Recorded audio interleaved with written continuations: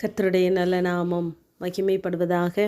உபாகமம் 10 அதிகாரம் 22 உன் தேவனாகிய கர்த்தர் உன்னை திரட்சியிலே வானத்தின் நட்சத்திரங்களைப் போலாக்கினார் என்று வாசிக்கிறோம்.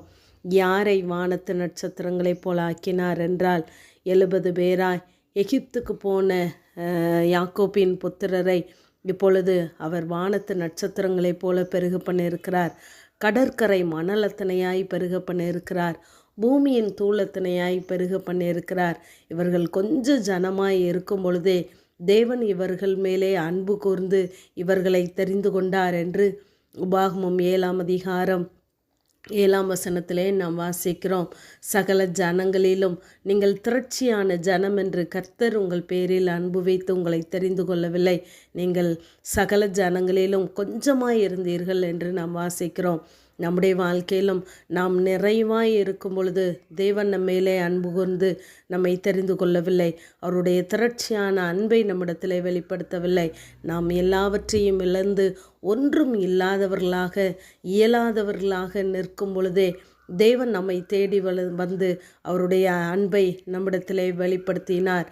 ஆனால் இப்படி பெருக பண்ணின ஜனங்கள் பெருக பெருக தேவனை அங்கு மறந்து போனார்கள் என்று நாம் உபாகமம் 28 அதிகாரம் 62 வாசிக்கிறோம். திரட்சியிலே வானத்து நட்சத்திரங்களைப் போல இருந்த இவர்கள் கர்த்தருடைய சத்தத்திற்கு செவிகொடாமற் போனார்கள் என்று நாம் பார்க்கிறோம். நம்முடைய வாழ்க்கையிலும் நாம் தேவன் தந்த நன்மைகளை திரளான ஆசீர்வாதங்களை அனுபவிக்கும் பொழுது நாம் கர்த்தரின் சத்தத்திற்கு செவிகொடாமல் போனால் நம்முடைய வாழ்க்கையிலும் நாம் சிறுமையை சந்திப்போம் என்பதை நாம் மறந்துவிடக்கூடாது. ஆகவே கர்த்தர் பாராட்டுகிற கிருபையின் திரட்சியை நாம் பெரிதாய் எண்ணி பார்க்க வேண்டும். அவருடைய அன்பின் திரட்சியை நாம் பெரிதாய் எண்ணி பார்க்க வேண்டும். இங்கு இஸ்ரவேல் ஜனங்கள் தேவனுக்கு விரோதமானவர்களாக மாறி போனார்கள். 106 சங்கீதம் 7 நாம் வாசித்து பார்ப்போமானால், எங்கள் பிதாக்கள் எகிப்திலே உடைய அதிசயங்களை உணராமலும் உடைய கிருபைகளின் திரட்சியை நினையாமலும் போய் சிவந்த சமுத்திரத்தின் ஓரத்திலே கலகம் பண்ணினார்கள் என்று வாசிக்கிறோம்.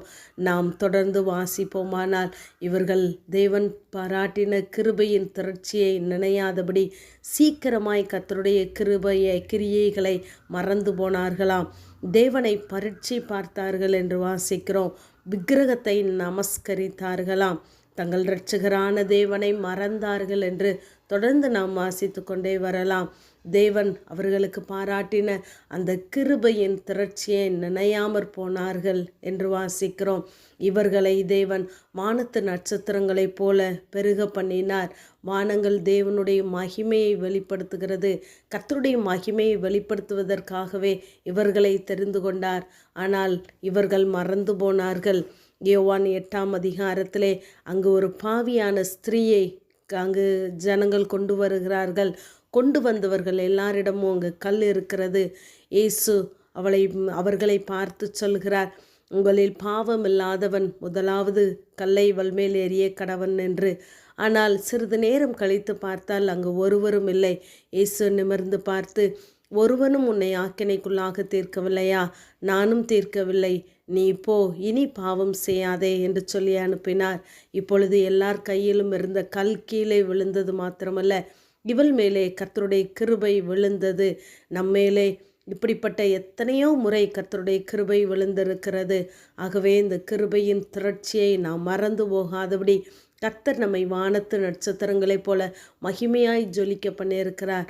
அதை நாம் நினைத்து தேவன் நமக்கு தந்த எல்லா திரட்சியின் ஆசீர்வாதங்களை நாம் நினைத்து தேவனுக்கு நன்றியுள்ளவர்களாய் இருப்போம். கர்த்தர் இன்னும் நம்மை திரளாய் பெருக பண்ணுவார். ஆமேன். ஜெபம். பிதாவாகிய தேவனே, குமாரனாகிய இயேசு கிறிஸ்துவின் நாமத்தின் மூலமாய் உம்முடைய சன்னிதானத்தில் வருகிறேன். கர்த்தர் தம்முடைய ஜனத்தை ஆசீர்வதித்ததினால் இந்த திரட்சியான அம்பாரம் மீதியாக இருக்கிறது என்ற வேத வார்த்தையின்படி நீர் எங்களுக்கு தந்த ஆசீர்வாதங்கள் இன்னும் திரளாய் பெருகப்பட்டும்.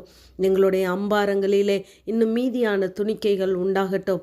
அநேகருக்கு ஆசீர்வாதமான வாய்க்கால்களாய் கர்த்தர் எங்களை பயன்படுத்தும்படியாய் ஜெபிக்கிறேன். ஆண்டவரே, நீர் எங்களுக்கு பாராட்டின இந்த கிருபையின் திரட்சியை நாங்கள் மறந்து போகாதபடி சேவிக்க எங்களுக்கு உதவி செய்யும். இயேசுவின் மூலம் ஜெபங்கேலும் எங்கள் நல்ல பிதாவே. ஆமேன்.